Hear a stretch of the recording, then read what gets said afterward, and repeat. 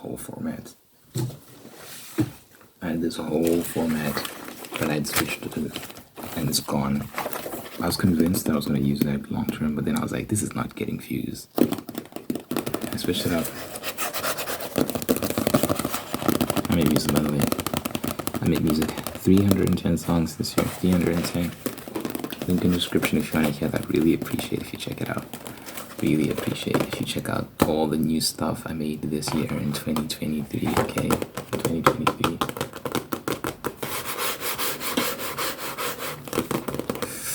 This is a book I use for writing notes. When I'm reading, I use these notes to help with my writing. So I've got a little glossary or list of definitions here. Just some words that I might find useful at some point. Right now I'm reading a lot of fantasy, going back between fantasy and pirate novels. So a jerkin is a sleeveless jacket. A jerkin, sleeveless jacket. I used to wear these in like medieval Europe, I think. A vambrace, a piece of armor for the arm. Vambrace. Prefectory, a room used for communal meals in an educational or religious institution. Prefectory. Poplar, a tall, fast-growing tree. Poplar alley, an alley of trees. Druid, a priest, magician, or soothsayer in the ancient Celtic religion.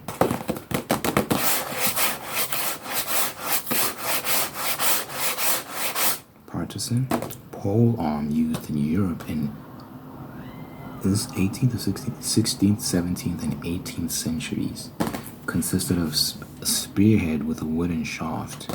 Protrusions on the side of the spearhead assisted in parrying. Parrying is like when you sort of like counter or deflect a sword blow or any weapon blow attack. You parry. So it's not necessarily a counter, because a counter would be you parrying and then hitting them back. Because a counter implies a return in force.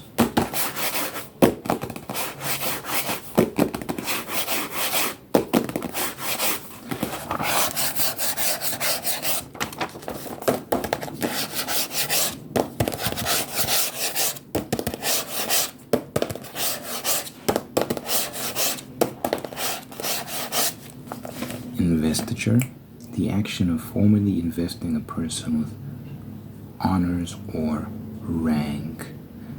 The action of formally investing a person with honors or rank. So I guess a form of investiture is when you knight someone, right? That would be an example. Chapter, the governing body of a religious community or knightly order. Chapter. So chapter not meaning like the section of a book, but the governing body of a religious community or knightly order. So like a religious chapter.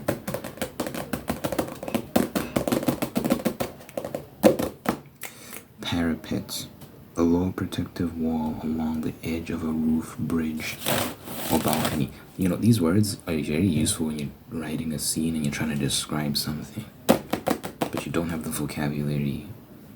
Like you don't, like, you know the thing in your mind, but you don't know what it's called. And that can lead to weird descriptions that are needlessly extensive because you don't know the word you. Parapet. So you end up using like needlessly extensive descriptions because you just don't know a word. A word could have summed up everything you're trying to say. But instead now you've got like 2 lines, 3 lines, 4 lines, which is basically a paragraph at that point, trying to describe something. So instead of saying parapet, you say a low protective wall along the edge of a roof, bridge, or balcony. When they say, oh, you mean a parapet. Battlements. A parapet at the top of a wall, especially of a fort or castle, that has regularly spaced squared openings for shooting through. So it's a parapet. So like a low protective wall along the edge of a building, but it has square spacings for shooting through. I hope you can picture that. So picture this low protective wall on the edge of a building, but there's square slots within this wall, regularly spaced square slots, and you can shoot through them, and then you can duck behind the cover of the actual square of the wall, and then come back into the square slot and pop, pop, pop.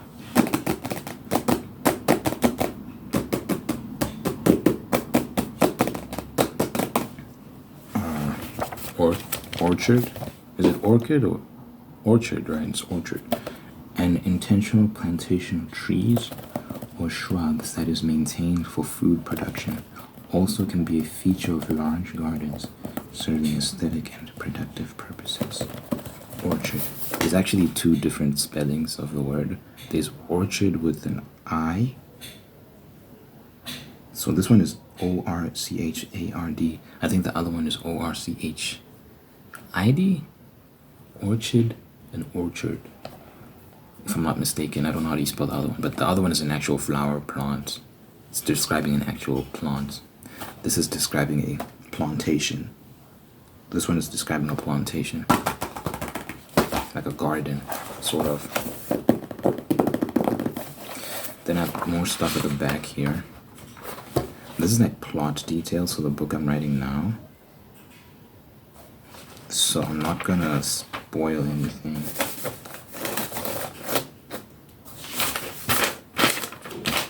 I guess I got boat terminology here that I can show you.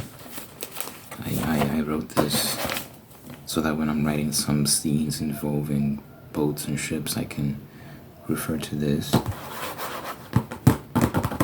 I don't want to be too technical when I'm writing this story in terms of what's happening during ship travel and ship and naval battles and so on and so forth. Ship battles, what do they call it? I don't know. I don't want to be too technical because then that pulls the reader out of the action. I've noticed with a lot of these stories, they use very technical language and it can be hard to follow. Then you have to read up on what each word means, and even then it's needlessly technical. I think the simplest descriptions work best. How can you simplify this to the fullest extent so that the reader can just understand what you're trying to say, get the picture you're trying to paint, while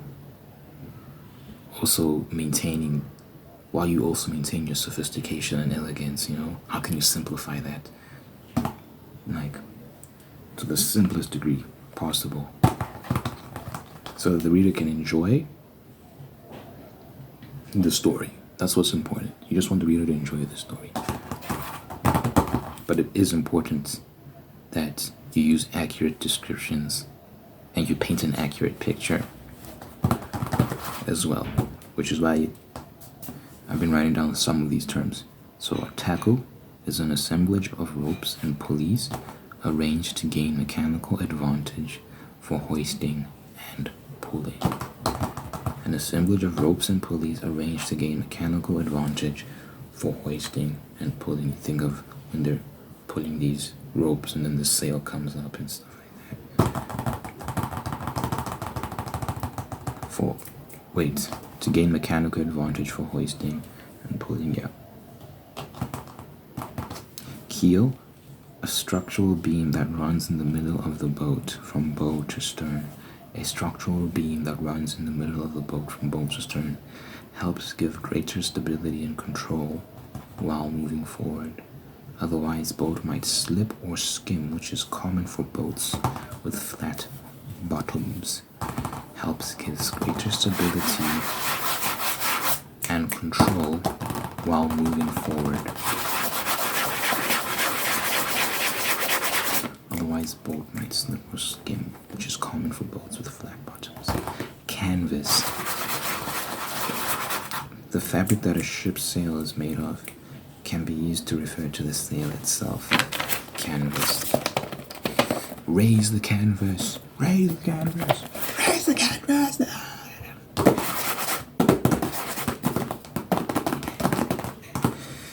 Topsail.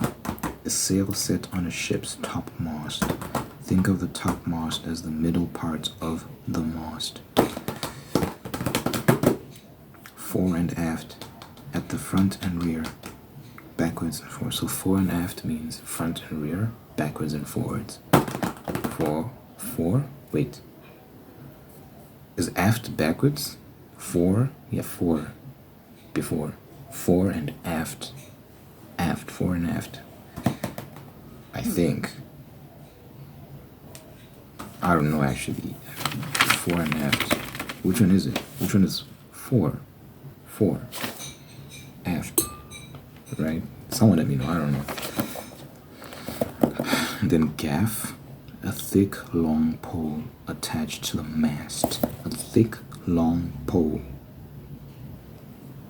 attached to the mast. Mast.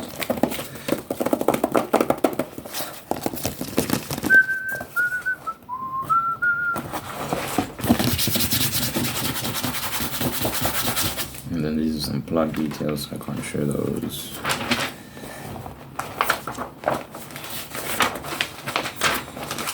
Just do some page turning. Today is Boxing Day. Today is crazy. I'm wondering if I should pay the subscription so I can watch all the boxing that's coming out today. Anthony Joshua is fighting. He's my favorite boxer. Even though everyone is constantly hating on him. Just constantly roasting. People are just crazy online. I hate sports fans because they're so like, they act so knowledgeable and whatnot. Like, yeah, and they just constantly roasting these people that do. I want these people to jump in the ring and do what these guys do, and let's see how you fare. Let's see how it turns out for you. Even in your own life, I wonder if you're this uber successful person. You know, I could go easy on them, man. Damn. People are so mean online and so quick to criticize things. You don't know the first thing about it. You act like you know a lot, but you don't. Yeah, I'm always careful with the criticism, you know. These are individuals. You can criticize a performance, I guess. You can criticize a performance. Be like, you know, you could have done this, could have done that.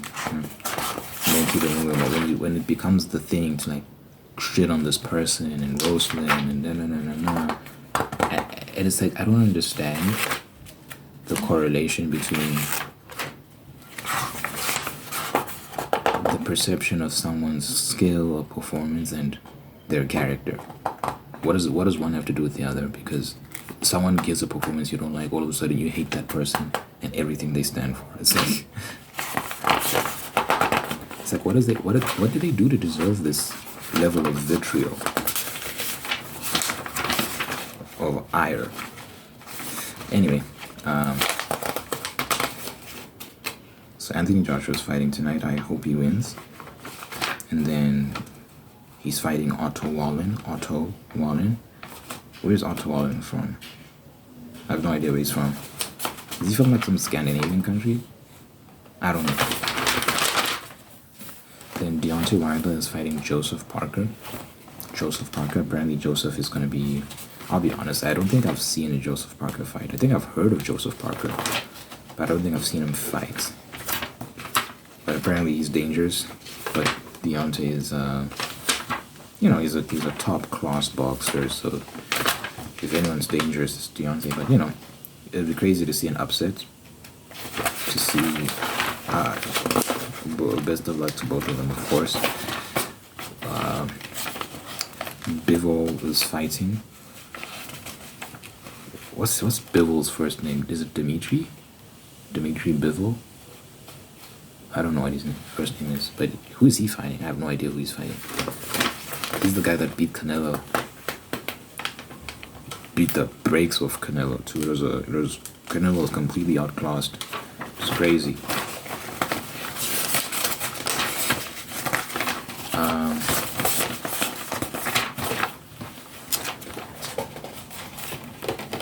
And then who else? It's a crazy card. There's a lot of prominent names fighting. I'm forgetting who else is on there. There's a lot of names, a lot of big names. But the ones I'm looking forward to is Anthony Joshua, Deontay Wilder. And I want to see Bivol fight as well, because Bivol's his performance against, the first time I saw him was him fighting Canelo, and he did an amazing job. So it'll be nice to see him fight as well.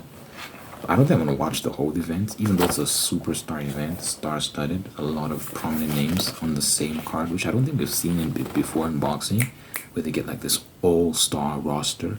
Crazy. They're just missing like a Tyson Fury in terms of some of the biggest names in boxing. Yeah, you'd have to. There are a lot of big names in boxing. You'd have to get like some of the Americans as well to really complete it. It'd be insane though if you saw more of this going forward. Because after the Francis Ngannou upset, where Francis Ngannou beat the shit out of Tyson Fury, even though people say Tyson won, no, some people say Francis won, and then some people say Tyson won. I don't know where I'm at. I think Francis definitely had the more flashy moments. Tyson was more clinical and was more subtle in his performance, but one could argue his performance is more technical, and he controlled the ring more, something like that. Or like, I don't know how these judges score these things. So because I'm casual and I'm not too well versed in it, I try not to make definitive judgments.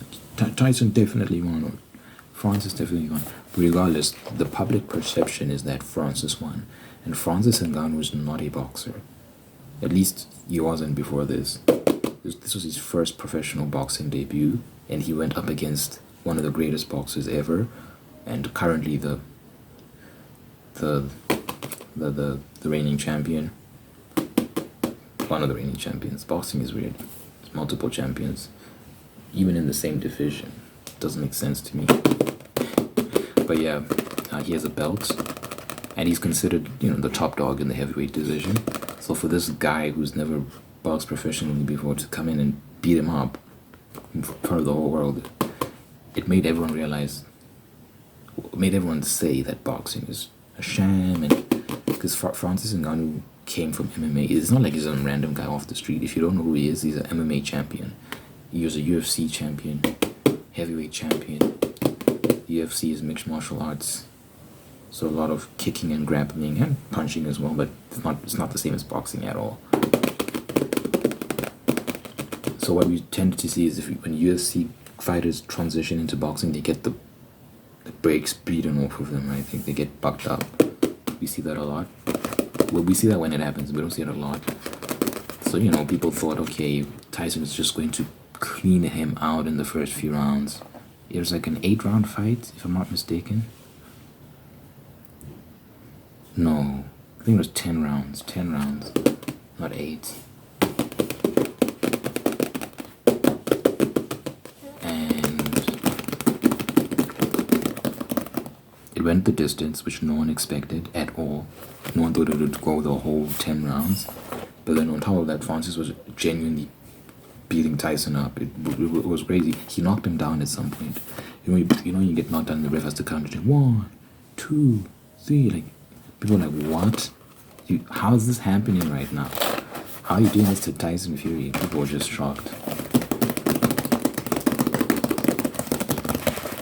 But yeah, after that, people were like, fuck boxing. There's no point in watching this. The top guy in the sport just got embarrassed by a UFC fighter. So I think this new event with Anthony Joshua and Deontay Wilder and Bivol, Dimitri. Is his name Dimitri? I don't want to be saying he's giving him the wrong name. I don't know. This new event with all these stars in it, I think it's going to be good for the sport. They need something to help people forget about that disgusting event, that embarrassing event with Tyson. Here's one thing I'll say about AJ Anthony Joshua. People grill him all the time. This guy has been the most consistent of all these guys in terms of fighting. He had 3 fights this year. This is his 3rd fight in a year. Who else is fighting as much as him in the heavyweight division? This guy's just fighting, entertaining people, and his name is constantly in the headlines. And people love trashing him, love talking shit. He won all these fights so far, and he's a big draw. He draws crowds into boxing. He's keeping the sport afloat. He's helping keep it afloat. And when he came into the scene, heavyweight boxing was not it. Nothing was happening. And then he came into the scene and electrified it. When did he come in? 2016, 17? I don't know when he became a big name. But he electrified the scene and got people interested in heavyweight boxing again. Before then, it was like Floyd Mayweather, those sort of people, Canelo. They're not heavyweights. It was Anthony who really gave the heavyweight division life again and got people invested in that. And people are ungrateful. They forget all that pertinent information.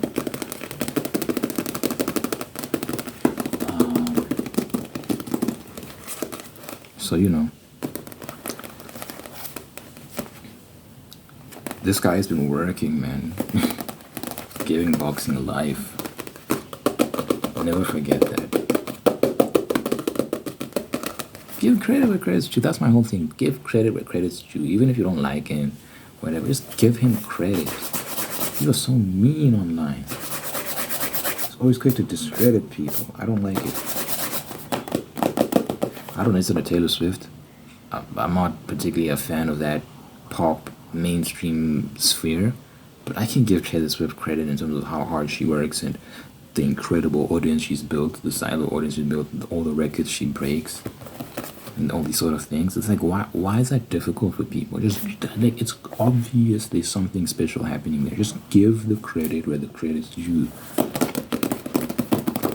I can have opinions about like Taylor Swift's music and how good it is and all that, but that's just an opinion. It's my opinion, and it doesn't need to be taken as gospel. What I can do is be like, okay, she is doing this well and this well and this well and this well, and she does have a good singing voice and yada yada yada. Like, come on, guys, give credit where credit is due.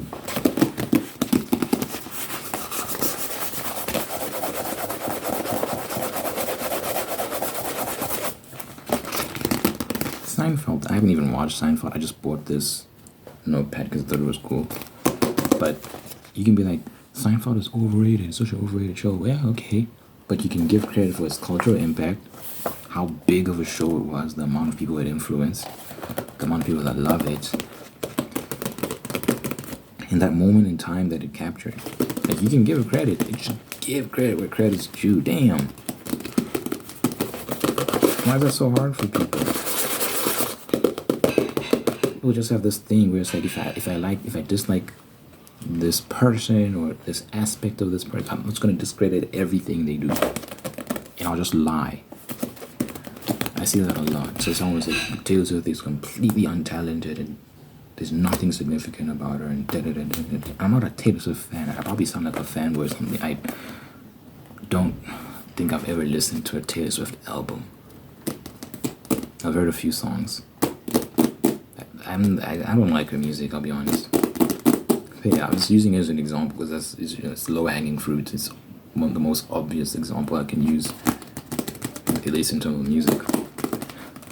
Anyway, hope I got my point across. Give credit where credit's due. Anthony Joshua is not Taylor Swift. He's not a pop star. He's a great boxer and a great fight. I saw a comment where someone was like, because people constantly shit on him, and then someone posted this on the community tab. They were like, who do you give better chances of winning, Anthony Joshua or Otto Wallen? And people are like, I don't know. I think Otto Wallen's a great boxer, so I don't know if AJ's gonna win this. I'm like, okay, so because the whole thing is AJ's a shit boxer. He's just a bodybuilder because he's this great physique. He's just a bodybuilder. He's not a real boxer. So I'm like, if he beats Otto Wallen, does that make him a great boxer? It's just very interesting to see the mental gymnastics. Because when he does win, then what's the narrative now? Because the whole narrative has been he's a shit boxer. So if he does beat Otto Wallen, is he finally a great boxer, or was he lucky? He's still shit. I think it's gonna be the latter. I think he's still shit, and they're gonna come up with some excuse as to why he's not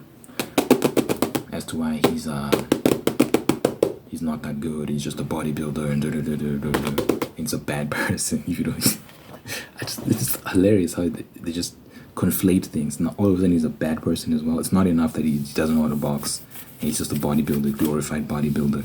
He's also a bad person. I don't know how you got to that conclusion because you don't know him. You don't know any of these people. You don't know any of these people. I think in some cases you can tell when someone's a bad person because they do overtly bad things. But in this case, all he's done is box, guys. You don't know anything about his personal life, so I don't know how you can come to those conclusions. Anyway, it's just my opinion. Let me pray and get out of here. Dear God, thank you for this individual watching this right now. Thank you for making them whole, unique, and blessing them with peace, prosperity, and purpose. Thank you for blessing them with incredible individuals who love them and take care of them and bring the best out of them, and that you're maintaining the ones that are already there. Thank you for blessing this person with the spirit of gratitude so they can give thanks for all the things they have and take stock of the things they have, and through giving thanks, find peace and contentment and attract even more blessings. So good health, long life, and happiness of this individual and everyone that you have. In your mighty name I pray, in Jesus' name I pray. Amen. It is hot in this room, guys. There's a light in my face and it's just hot. Anyway.